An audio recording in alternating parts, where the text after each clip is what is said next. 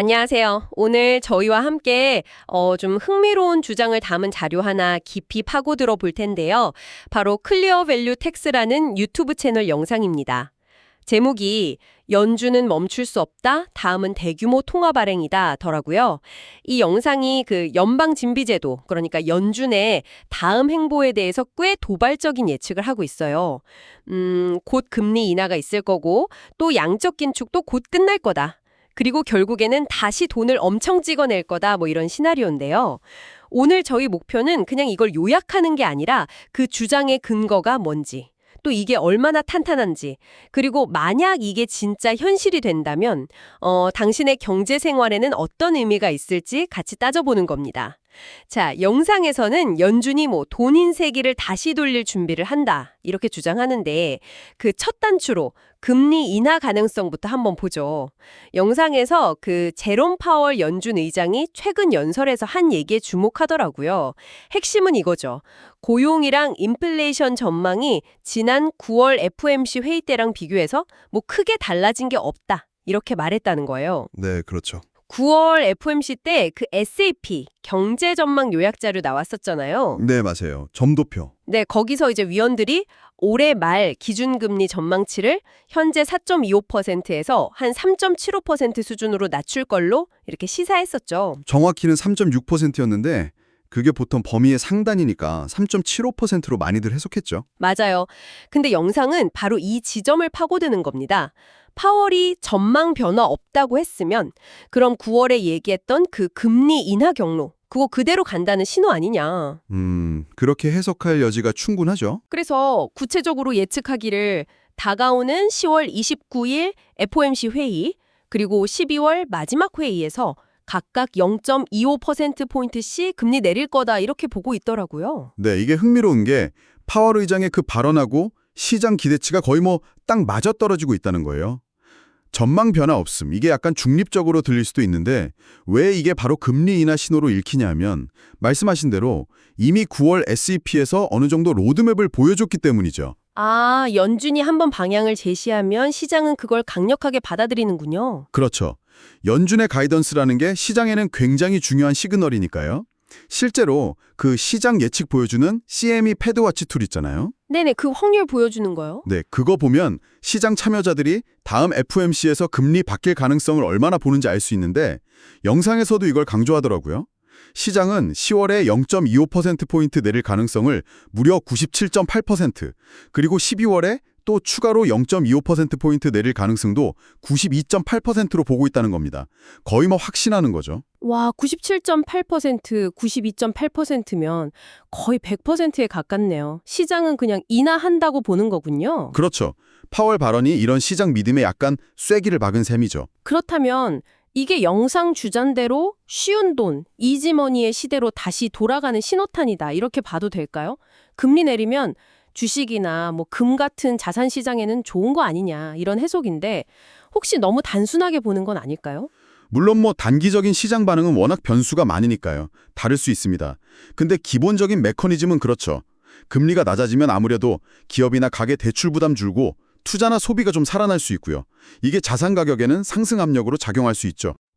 그렇죠. 영상은 바로 이 고전적인 연결고리를 통해서 금리 인하가 자산 시장, 특히 주식이나 귀금속에 호재가 될 거다, 이렇게 주장하는 겁니다. 다만 이게 연준의 전체적인 정책 변화 그림에서 보면 이제 첫 번째 단계일 뿐이다, 이 점을 영상은 강조하고 있는 거고요. 네, 첫 번째 단계라는 말씀 중요해 보입니다. 자, 그럼 영상은 금리 인하는 거의 온다고 보고 있는 건데 이게 퍼즐의 한 조각일 뿐이라는 거잖아요. 그럼 그 다음 단계는 뭔가? 바로 또 다른 정책 변화? 그러니까 지금 하고 있는 양적 긴축, QT라고 하죠. 이걸 멈출 가능성이 있다는 거랑 관련이 있네요. 이 QE란 QT 개념부터 간단히 짚어볼까요? 네, 그렇죠.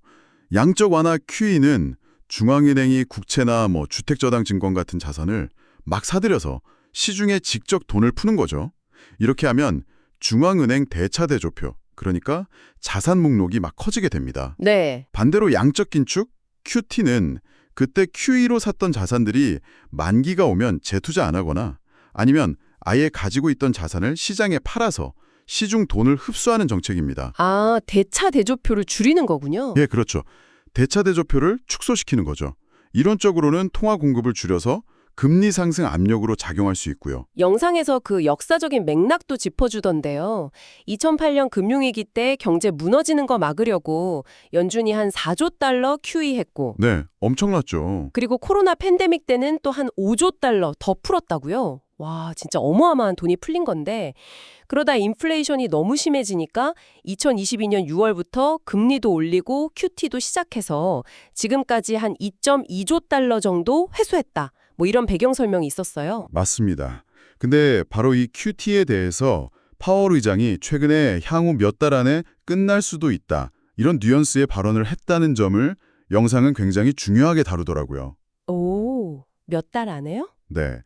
파월 의장이 연준의 지급준비금이 풍부한 수준, 그러니까 은행 시스템이 잘 돌아가기 위해 충분하다고 보는 유동성 수준보다 약간 높은 정도가 되면 대차대조표 축소, 즉 QT를 멈출 계획이다. 이렇게 밝혔어요. 그러면서 은행 준비금 수준이나 단기자금 시장 금리 같은 여러 지표를 면밀히 보고 있다. 이렇게 덧붙였고요. 향후 몇 달 안에? 이거 상당히 구체적인 시점을 암시하는 것 같기도 한데요. 그 영상 만든 사람은 이미 2024년에 금리 인하 시작하고 QT 멈추고 2026년쯤 QE 다시 한다. 뭐 이런 시나리오를 예측했다고 주장하던데. 파월 의장 발언이 약간 그 예측을 뒷받침해 주는 것처럼 들릴 수도 있겠네요. 글쎄요. 그 부분은 뭐 해석하기 나름인 것 같습니다. 그 영상 제작자의 예측이 뭐 대단한 통찰일 수도 있고요. 아니면 다른 한편으로는 금리 인하 다음에 유동성 축소 정책인 QT를 좀 완화하거나 멈추는 건 어느 정도 예상 가능한 수순이기도 하거든요. 아, 그런가요? 네. 중요한 건 왜 QT를 멈추려고 하는가 하는 점이죠. 영상 주장처럼 다음 단계인 Q2로 가려고 준비하는 걸 수도 있고 아니면 그냥 QT 속도가 너무 빨라서 금융시장에 혹시 뭐 예상치 못한 긴축 효과나 유동성 문제를 일으킬까 봐 미리 좀 관리하려는 약간 기술적인 조정일 수도 있어요. 그러니까 QT 종료 자체가 중요한 게 아니라 그 이유랑 다음 행보가 뭔지가 핵심이겠네요. 그렇죠. QT 종료가 꼭 다음 QE를 의미한다고 단정 지을 수는 없는 거죠. 그렇군요. 그럼 QT가 종료된다는 거 그 자체만으로도 시장에는 어떤 영향이 있을까요? 돈줄을 죄는 게 멈춘다는 것만으로도 좀 안도감을 줄 수 있을까요? 충분히 그럴 수 있습니다. QT는 시중 유동성을 직접 빼가는 효과가 있으니까요. 그게 멈춘다는 건 최소한 유동성 축소 압력이 사라진다는 뜻이 되죠. 금리 인하랑 맞물려서 보면 시장에서는 이제 통화정책 기조가 확실히 완화적으로 가는구나. 이런 신호로 받아들일 가능성이 높습니다. 네. 이건 뭐 투자 심리에는 긍정적일 수 있겠죠. 하지만 영상이 주목하는 건 여기서 멈추지 않아요. 영상의 진짜 핵심 주장은 이 모든 게 결국 더 큰 그림, 그러니까 피할 수 없는 대규모 통화 발행으로 이어진다는 데 있는 겁니다. 네, 바로 그 지점. 이게 이 영상의 가장 도발적이면서도 핵심적인 주장인 것 같아요. 연준이 사실상 궁지에 몰렸고 다른 선택지가 없다. 그래서 결국 돈을 더 찍어낼 수밖에 없다 이런 거죠. 정확합니다. 영상의 논리는 이런 식이에요. 지난 수십 년간 경제 위기가 터질 때마다 연준의 대응은 본질적으로 같았다는 거죠. 일단 금리 내리고 그래도 안 되면 QE로 돈 풀어서 위기를 넘겨왔다. 그렇죠. 패턴이 있었죠. 문제는 이런 과정이 반복되면서 연준이 쓸 수 있는 정책 카드는 점점 줄어들고 동시에 시중에 풀린 돈은 기하급수적으로 늘었다는 겁니다.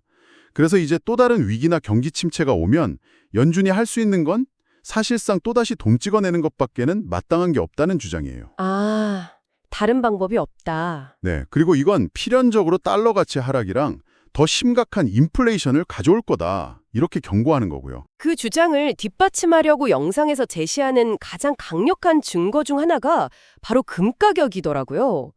올해 들어서만 금 가격이 60%나 올랐다는 점을 막 강조하는데 논리는 비교적 단순해요.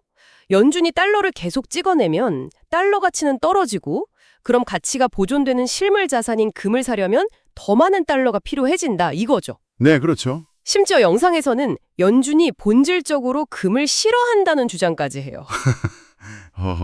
싫어한다고요? 네. 왜냐하면 연준의 힘은 돈 찍어내는 능력에서 나오는데 금은 그 자체로 가치를 가지면서 달러 구매력이 떨어지는 걸 너무 직접적으로 보여주는 지표니까 싫어한다는 거죠. 그래서 파월 의장이 최근에 금값 막 오르는데도 노코멘트 하는 걸 보고 이거 뭔가 불편한 진실을 알지만 애써 외면하는 거 아니냐 뭐 이렇게까지 해석하더라고요. 금 가격 상승에 대한 해석은 항상 좀 복잡하긴 합니다. 영상의 주장처럼 미래에 돈이 더 풀리고 인플레이션이 올 거라는 우려가 물론 중요한 요인이겠죠. 하지만 금 가격에는 뭐 그 외에도 지정학적 리스크라든지 안전자산 선호 심리, 또 각국 중앙은행들이 외환 보유고에서 달러 비중 줄이고 금을 늘리는 움직임 같은 거, 이런 다양한 요인들이 복합적으로 작용하거든요. 아, 다른 요인들도 많군요. 네. 특히 영상에서도 잠깐 언급됐지만 2008년 금융위기 이후에 일부 국가들이 미국 달러 의존도를 좀 줄이려는 움직임, 소위 탈달러와 이것도 장기적으로 보면 금 수요를 자극하는 요인이 될 수 있고요. 여기서 우리가 던져볼 만한 중요한 질문은 이거예요. 최근 금 가격 급등이 단순히 그냥 전통적인 인플레이션 해지 수요를 넘어서서 영상 주장처럼 명목 화폐, 그러니까 정부가 그냥 법으로 정한 돈 있잖아요. 그 자체로는 가치가 없는 이 시스템 자체에 대한 근본적인 신뢰도가 떨어지는 걸 반영하는 건 아닐까 하는 점입니다. 아, 화폐 시스템 자체에 대한 신뢰 문제요? 네. 미국 내에서도 많은 사람들이 일상에서 물가 오르는 거 보면서 아, 내 돈의 가치가 떨어지는구나. 이걸 직접 체감하고 있다는 점도 무관하지 않을 수 있어요. 뭐 연준이 금을 싫어한다는 표현은 좀 감정적일 수 있지만 통화정책 당국하고 어떤 고정된 가치를 지닌 자산 사이에는 본질적인 긴장 관계가 있다는 걸 보여주는 측면도 있다고 봅니다. 명목 화폐 시스템에 대한 근본적인 질문까지 이야기가 깊어지네요. 그리고 영상은 이 모든 통화 발행의 결과가 결국 사회 전체의 부의 격차를 더 심화시킬 거라고 아주 강하게 경고합니다. 그 돈 인쇄기에 가장 가까이 있는 사람들이 제일 큰 혜택을 본다 이런 오래된 격언을 인용하면서요. 이게 구체적으로 어떤 의미일까요? 네, 그게 이른바 칸티용 효과라고도 불리는 현상인데요. 새로 만들어진 돈이 경제 전체에 공평하게 쫙 퍼지는 게 아니라 특정 경로를 통해서 흘러들어간다는 개념이에요. 아, 돈이 흘러가는 길이 있다. 그렇죠. 보통 중앙은행이 돈을 풀면 제일 먼저 어디로 가겠어요? 금융 시스템, 그러니까 은행이나 큰 투자기관들로 먼저 흘러들어가죠. 그럼 이 기관들은 이 돈을 가지고 주식이나 부동산 같은 자산을 남들보다 먼저 살 기회를 갖게 되고 이게 자산 가격 상승으로 이어지는 겁니다. 먼저 사는 사람이 유리하겠네요? 그렇죠. 반면에 월급이나 연금처럼 고정된 수입에 의존하는 사람들은 이런 자산 가격 상승의 혜택을 누리기는 어렵고 오히려 나중에 따라오는 물가 상승 때문에 실질 구매력만 떨어지는 피해를 보게 된다는 거죠. 아, 이게 좀 추상적으로 들릴 수도 있는데 결국 내 저축 예금 가치가 시간이 갈수록 실제로 줄어들고 집 사거나 장 보는데 돈이 더 많이 드는, 그러니까 생활비 부담이 커지는 현실이랑 바로 연결된다는 의미로 받아들여야겠군요. 맞습니다. 단순히 물가가 오른다 이 차원을 넘어서 내가 가진 돈의 힘 자체가 약해지는 경험인 거죠. 네. 그래서 이 클리어 밸류 텍스 영상이 그리는 미래는 상당히 명확합니다. 곧 있을 금리 인하, 또 다가올 QT 종료, 그리고 필연적으로 따라올 거라고 예측하는 미래의 대규모 QE. 이게 결국 자산 가격의 추가적인 급등, 영상 표현대로라면 대용융 현상을 더 부추길 거다, 이런 전망이에요. 이것이 바로 오늘 저희가 깊이 파고든 영상 속 별속가의 핵심적인 관점입니다. 연준은 다른 선택지가 없는 궁지에 몰린 상황이고 그 결과 통화 팽창, 인플레이션 심화, 자산가격법을 심어라는 이 경로가 불가피하다는 아주 강한 주장이었죠. 오늘 저희는 클리어 밸류 텍스라는 유튜브 채널의 분석을 토대로 연준의 다음 행보로 예상되는 금리 인하, 양적 긴축 종료, 그리고 이게 결국 미래의 대규모 통화 발행으로 이어져서 인플레이션과 자산 가격의 급격한 상승을 가져올 것이다 라는 다소 강경한 예측을 자세히 살펴봤습니다. 네, 여기서 중요한 건 이 영상이 연준에게 다른 선택지가 거의 없다. 그래서 이런 결과가 거의 불가피하다는 굉장히 결정론적인 논조를 펴고 있다는 점이에요. 영상에서 제시된 파월 의장 발언이라든지 여러 경제 지표, 시장 데이터 같은 걸 근거로 들면서 자신들의 시나리오를 아주 강력하게 뒷받침하려고 했죠. 오늘 저희 논의는 바로 이 하나의 특정 관점을 좀 깊이 있게 들여다본 것이었습니다. 이 영상은 연준의 정책 결정이 앞으로 인플레이션과 자산 시장의 방향을 주도할 거라는 그런 그림을 그리고 있습니다. 물론 미래가 이 영상 예측이랑 똑같이 흘러가지는 않을 수도 있겠죠. 경제에는 언제나 예상치 못한 변수들이 있으니까요. 그렇죠. 항상 변수는 있죠. 하지만 설령 그렇다고 해도 이러한 통화 팽창 가능성, 그리고 그로 인한 자산 가격 상승이나 화폐 가치 하락이라는 흐름 자체를 한번 예상해 보는 것이 당신 자신의 재정적 미래를 바라보는 관점이나 계획을 세우는데 어떤 영향을 미칠 수 있을지 한번 깊이 생각해 보시면 어떨까요? 오늘 이 심층 분석에 함께해 주셔서 감사합니다.